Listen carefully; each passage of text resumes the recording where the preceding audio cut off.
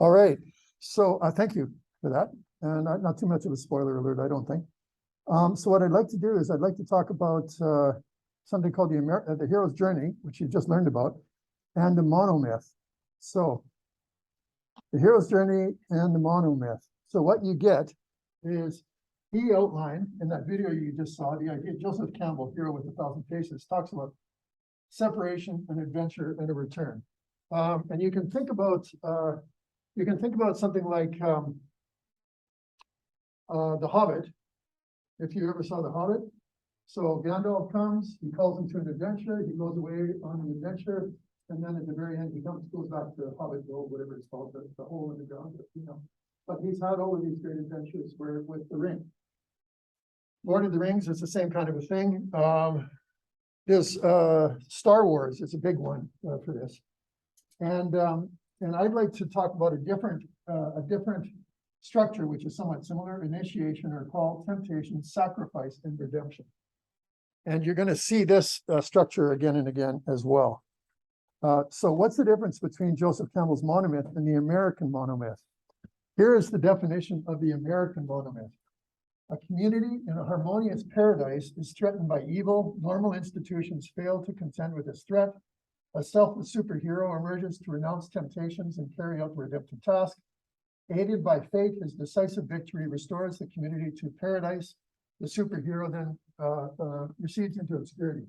It's essentially the plot line of every Western movie. If you haven't seen an old school Western, what happens is, in the sort of stereotypical Western movie, is that there is a saloon in town. There's a bad guy who comes in, shoots up the town. Everybody's afraid of the bad guy who's coming into town, or the bad guy's group.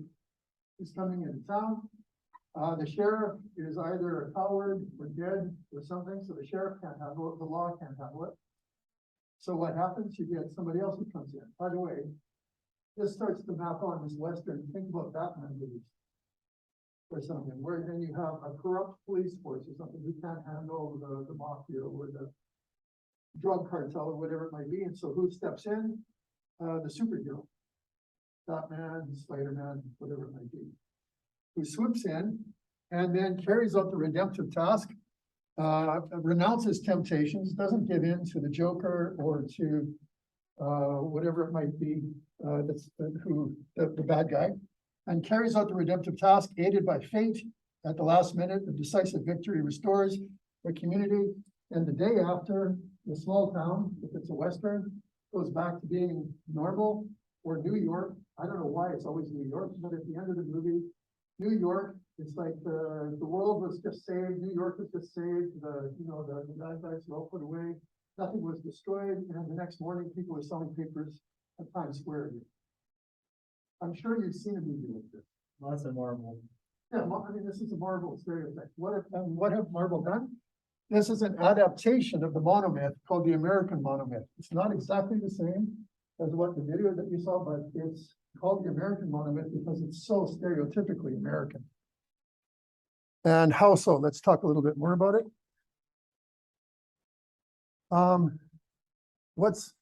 We'll come back to that. But Campbell's monomyth says that there's an individual who travels, but in community, often with fellow travelers. So the company of travelers, which is the Lord of the Rings, you have Frodo or Bilbo who travel with Gandalf and the others, and they travel all around. Trying to think about other movies, road movies. And Star Wars.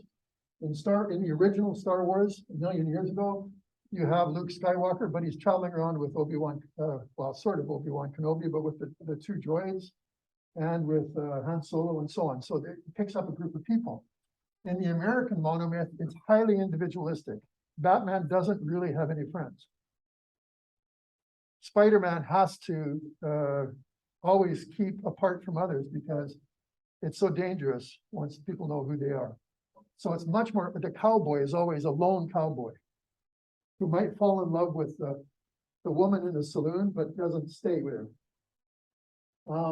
It's very much dependent on individualism. So the American monomyth is very much more individualistic.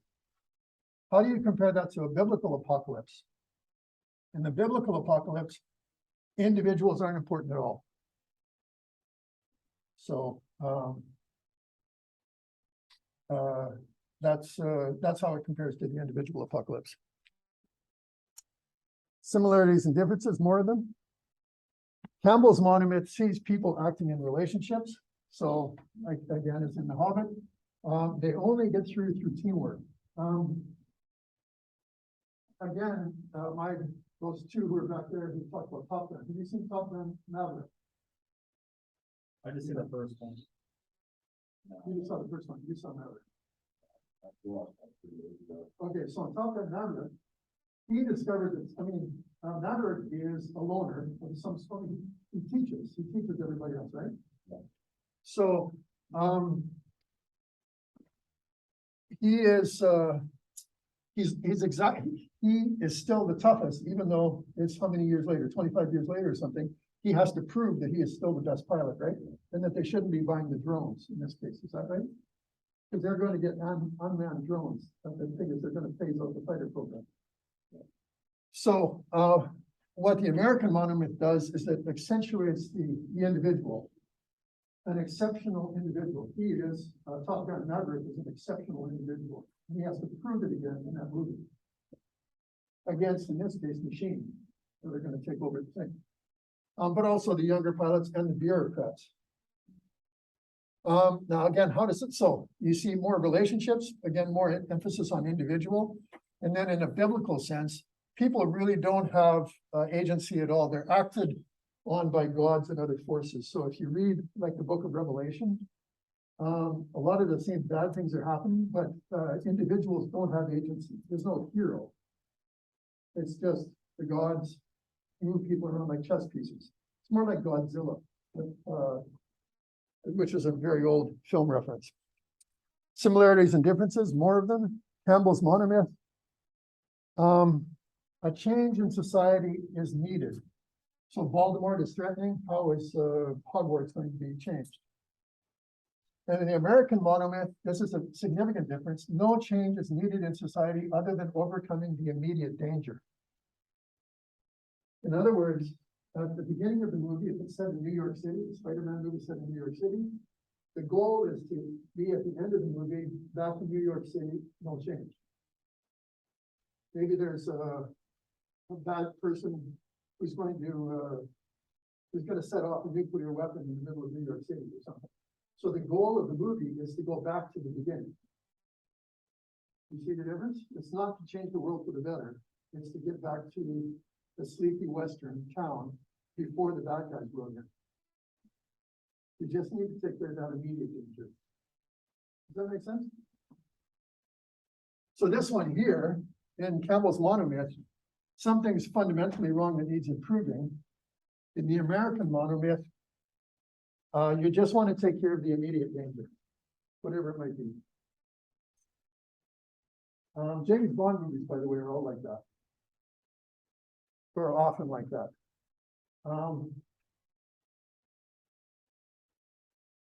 Why is this important? It's important because it shows you that the American monomyth is fundamentally conservative.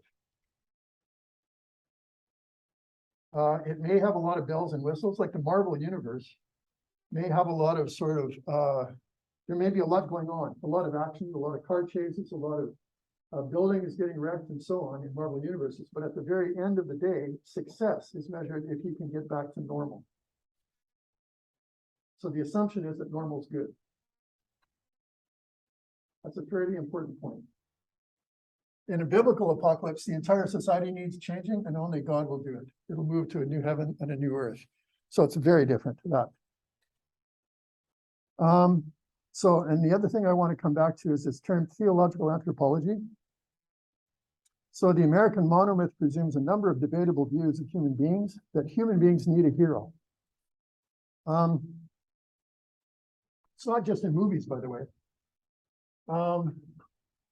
This affects it after 35 or 45 years of watching movies that are based on the idea of needing a hero. We tend to see politics this way too.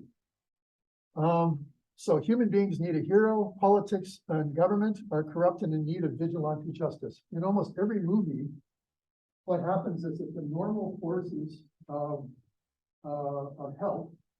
Hospitals are overwhelmed, the police are either corrupt or they can't do it. Politicians are corrupt, again, or bureaucrats are inefficient. Coming back to that Top Gun movie, the Top Gun movie, Maverick, the people who want to bring in the drones, who want to replace, basically, who don't want Maverick to fly, they're either corrupt or incompetent. Is that right? Or how would you describe it? It's kind of off because I feel like it's the Maverick that he kind of pulled and washed up people said. Yeah. And I guess the program is pretty expensive. So maybe from their point of view, it's different from the Maverick point of view, like something like so you get more comfortable doing themselves instead of something like that.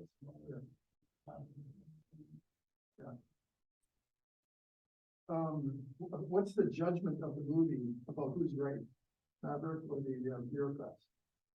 I guess they would think the bureaucrats are right, just because they kind of see Maverick as kind of beginning of the movie, and they're kind of control player and just step off on a plane, since have any permission. Yeah. But I guess at the end of the movie, when the mission is successful and everyone's still alive, I guess the team favorite Maverick. Right, he's proven right. Yeah. And that, thank you. And that's what the American Monument does, is it says, the government is corrupt or incompetent, or some combination of, and what we need is a hero. And society is generally okay. It only needs returning to its present state after being disrupted by outside evil. So theological anthropology overall, but theological anthropology in this class, so that you know this. If I ask you this on a quiz, what's theological anthropology? It is a decision about what the true nature of humanity is. Are human beings innately good, or are human beings innately evil? Are human beings capable of working together, or do human beings need a hero from outside, especially a white male hero quite often? So it's a question about what does it mean to be a human being? Does it mean that are human beings left to themselves ultimately going to do the wrong thing or the right thing? And are human beings capable of working together or not? Do they need somebody to come in and sort of tell everybody what to do, or take over and fix it for them? So those are theological questions, or those are religious questions. Does evil come from outside, or are people themselves evil? In the movie Wonder Woman, has anybody seen the original Wonder Woman? Do you remember the original Wonder Woman? No, I'm sorry, that's true. Good question. No, I meant the original 2000, or not the original, but the first one with Gal Gadot. Yeah, I did. Yeah. So in that one, she actually thinks that evil is being caused, the First World War is being caused because of the god Ares. And then at some point she realizes, no, human beings are fighting each other. And the god says this to her. Ares, she meets Ares, and Ares says, no, people are happy to kill each other. I just encourage, I just help provide the means to do it. That is an anthropological, a religious question. Are human beings innately wanting to kill each other? In other words, if there were no police and nothing, would we all get along with each other? Would we help each other, or would it be the survival of the fittest and the strongest? And that is a religious question that's being dealt with in a lot of movies. Yep. I was going to say what was really interesting in high school. We talked about this. We talked about John Locke versus Thomas Hobbes. Sure. Yeah. About how somebody can be either born evil or they born to be good. Yeah. But then, so it's kind of interesting to kind of contrast that. Yeah. I mean, you can look at it a couple different ways, because there are certainly evil things that happen and people who do evil things. But I always marvel at the fact that we drive down highways in cars that weigh 2 tons, right by each other like this all the time, and for the most part, 95% of the time, it works fairly well. And it doesn't always, but it works most of the time quite well. So why am I bringing all of this up? Because the movies we watch often follow this pattern of the American monomyth. Let's go back and talk a little bit about American monomyths more. So this is what you heard, this is what you saw in that video about the hero's journey. And it's interesting, it's always a journey, right? Again, think about the Harry Potter makes a hero's journey in some ways to Hogwarts the first time. He has to leave the comfort of his home. He gets an owl. You know, there's an owl that comes and says, "You're special, Harry. You're a wizard, Harry." So that's a kind of a call. It tells him you are unique in some way. And so he sets out. There's supernatural aid quite often. And then you go through, and there are troubles, there are trials, there's a conflict of some sort. Where the crawdads sing, I'm trying to think if there was any major conflict in how you described it. I mean, there's certainly a conflict. She's being accused of murder, but she kind of has to learn how to trust herself, right? In the movie. And then finally there is a return. She never actually physically changes location. She stays in this sort of swamp area her whole life, right? So it can be an internal journey as well. It doesn't have to be an external journey. Have any of you seen this movie? You know which this is? Book of Eli. Yeah. Have you seen it? Anybody else seen it? Nobody seen it? Okay, it's a post-apocalyptic movie, and it literally is a hero's journey because he sets out at one end of, there's obviously been have any of you seen Blade Runner? Or, okay, Blade Runner. Have any of you seen the Mad Max movies? Okay, did any of you see Thelma and Louise? Okay, only you and I. All of these are road movies. And what happens in a road movie is quite often, road movies are literally set up as hero's journeys. Because you start somewhere, and the question is, will you get to your destination? And here, Book of Eli, he starts off carrying a book in a post-apocalyptic landscape. Snowpiercer. There's another one, by the way. You've seen Snowpiercer. It's a journey movie. You start off, and the whole narrative arc is provided by will the person reach their destination or not. And the monomyth helps them to go there and gives a kind of a narrative structure with the separation, the initiation or the trials and the return. In Star Wars, Luke Skywalker starts off on Tatooine. This is the original Star Wars. Starts off on Tatooine. He goes through all kinds of trials, including meeting his father. And then he returns at the end, after 3 movies, the first 3, and then they've gone into many more. He returns, having settled the kind of relationship that he has with Princess Leia and with Han Solo, and he becomes he becomes a Jedi Knight himself. So Campbell and others see this as a basic paradigm of human experience. That's why they call it the monomyth.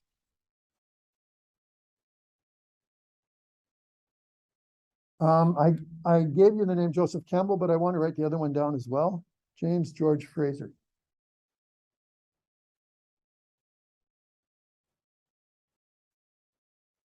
That's the name I want to give.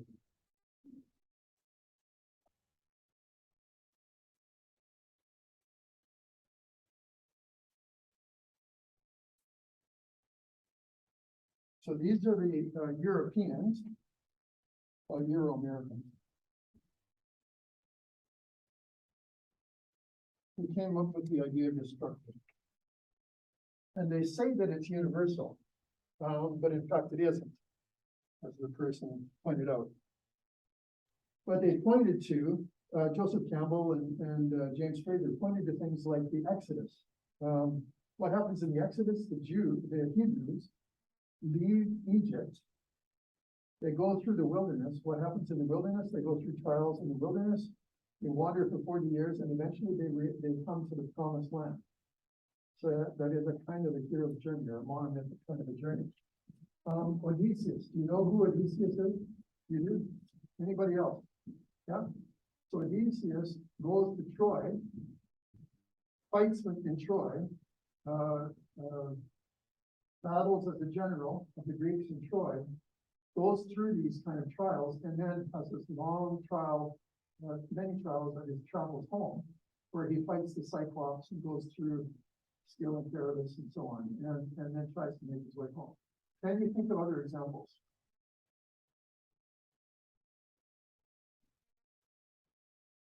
Nobody here is from South Asia, I don't think, but there's something called the Ramayana, which is the story of one of the founders of India, I mean, the sort of mythic founders of India, and he travels through India and goes through trials before returning back to the Himalayas, the lower Himalayas.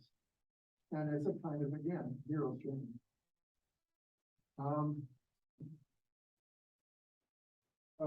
Mad Max, what happens in Mad Max? Maybe a dystopia of what the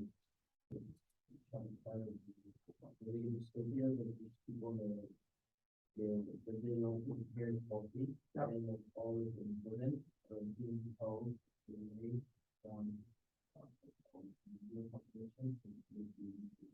one of the year, and like you just go to that like you get that like they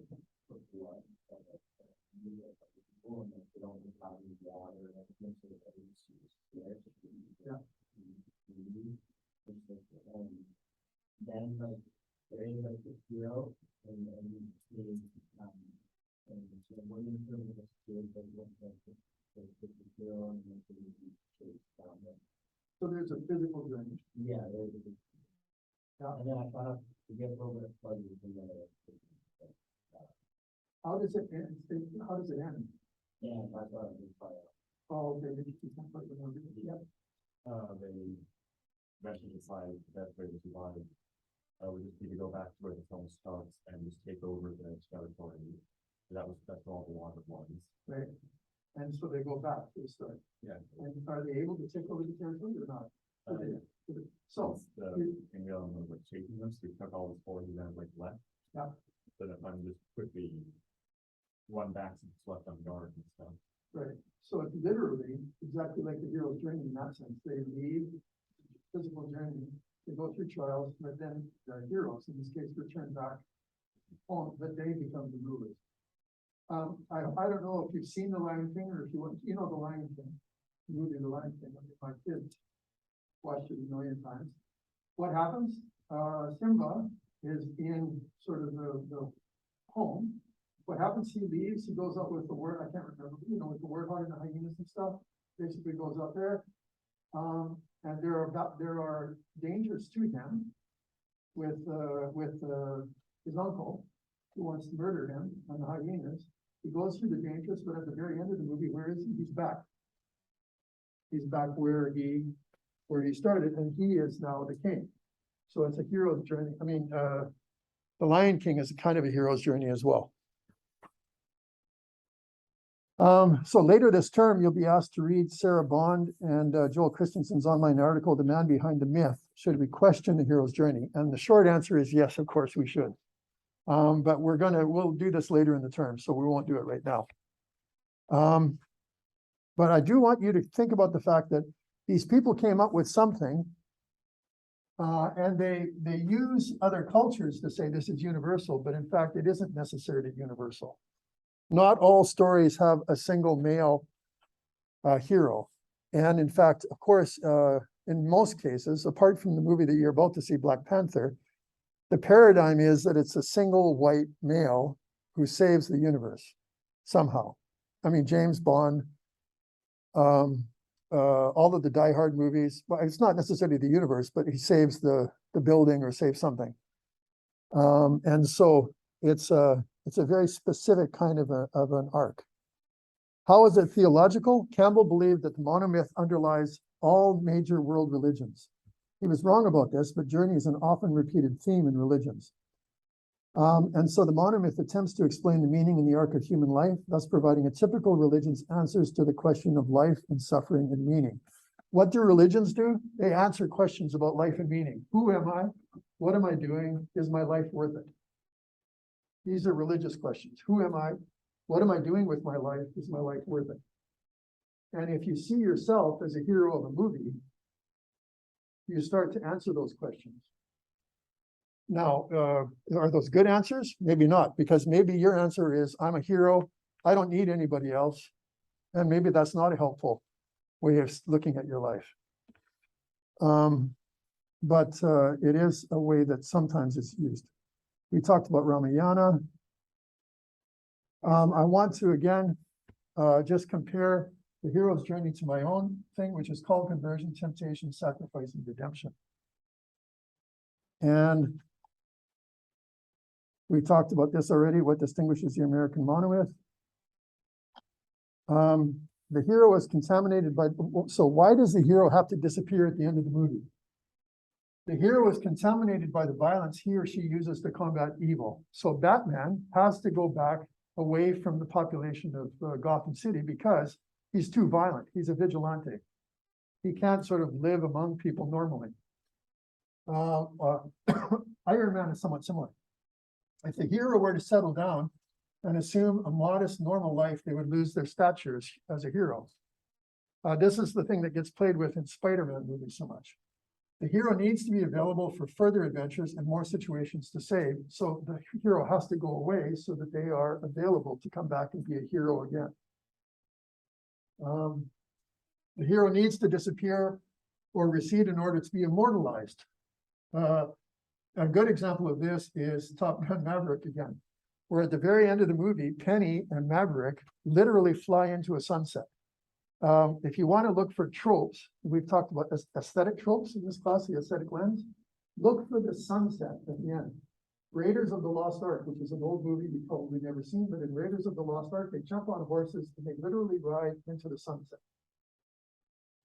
And Penny and Maverick jump into a Mustang P-51, an old World War II fighter, in the Top Gun Maverick, fly into the sunset.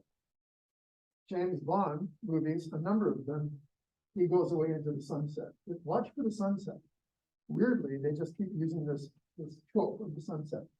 Trope means a thing that happens again and again. Now, can the American monomyth feature women? Yes. It seems to make a difference whether the women have big breasts. That seems to be well, also, I should say, it also makes a difference whether the men have, are cut and have muscles and big biceps, but there are stereotypical looks for the American monomyth heroes, male or female. So women are only sometimes included by the normative film industry in the American monomyth narrative. Usually they must show themselves to be more masculine than men if masculinity is defined as power. Guns. Notice the guns. Wonder Woman doesn't have a gun, but generally it's like carry the big gun, which is has its own sort of symbolisms.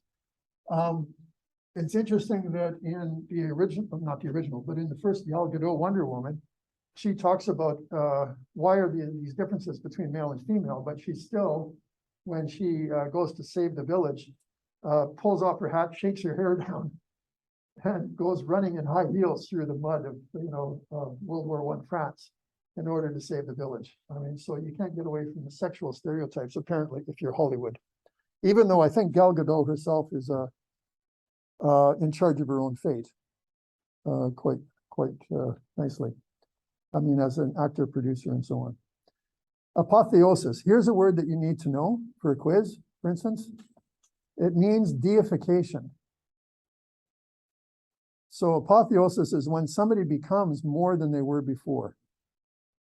Often the hero dies a physical death or close to a physical death, or gives up some cherished idea or pattern and moves beyond it. So in the structure that I told you, the structure right here, where is it?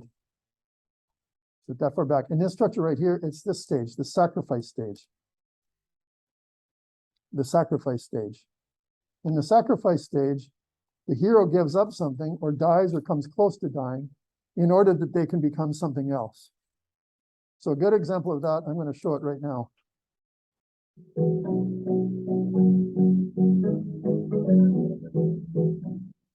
The Kia Deltas will inspire many memorable journeys. Here, movement that inspires.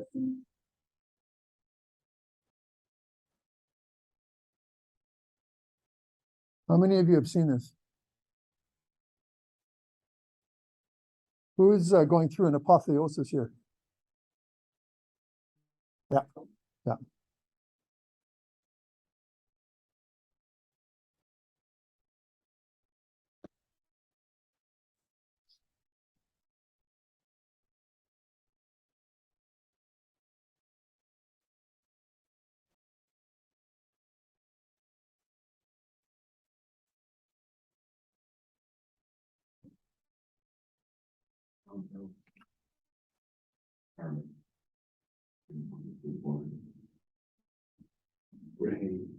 Ray. Those walk.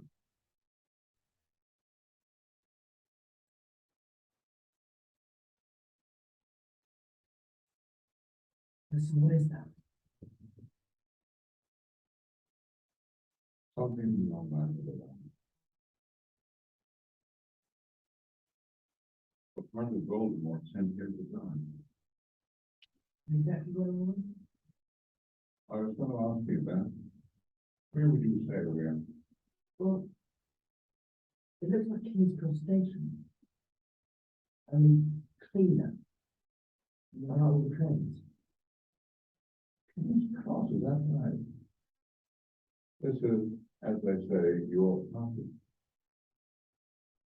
I expect you now realize that you don't know the morning has been connected by something other than fate.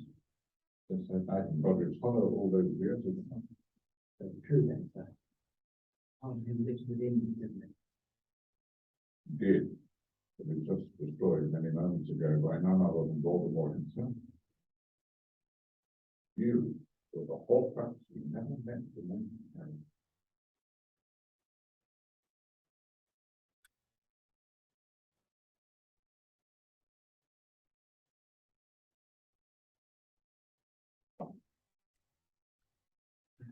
Yeah, back up That's up to you. Yeah. We're in King's Cross today. I think if you so desire, you'll be able to board the train. Where would it take me?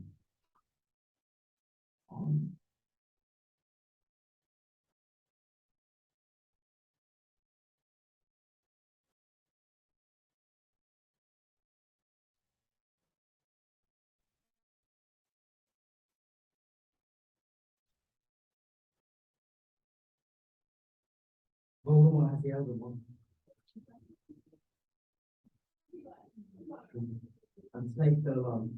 I have nothing to do with it. Help will always be given the Hogwarts train to those who ask.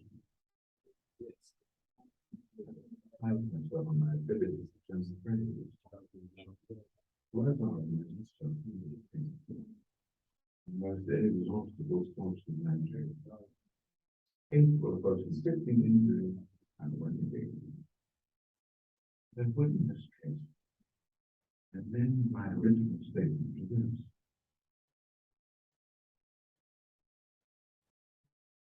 Will always be given the confidence to those who deserve it.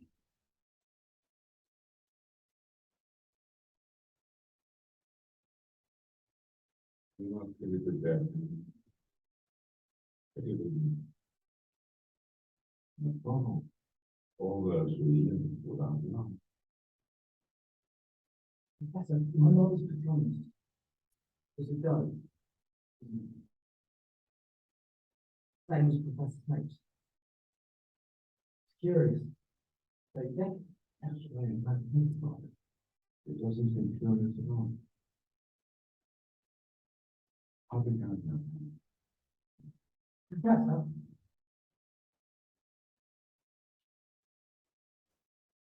Is this all real? Or is it just happening inside my head?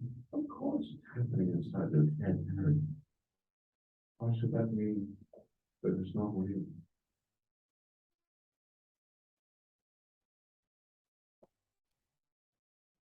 Professor, what should I do? Notice that question, what shall I do? Which is one of the three questions. Who am I? Who are you? He's answering all of these. And what do I do next? So this is Harry's apotheosis. And so this class, I know that I have to let you go now. For homework for next Tuesday, please watch the Black Panther, the movie Black Panther. If you've already seen it, which I imagine many of you have, please watch it again after watching the pre-watch lecture. Again, we didn't get to the pre-watch lecture. So watch the pre-watch lecture and then watch the movie, please, in that order. And then we're going to, we'll talk about Black Panther next Tuesday. Don't forget that a week from today is Moodle quiz number 1 in class. So thanks for your attention. Thanks for putting on the masks I gave you. It works better when it's over the nose. And appreciate your time today, folks, and your input. Thanks a lot. Have a good weekend.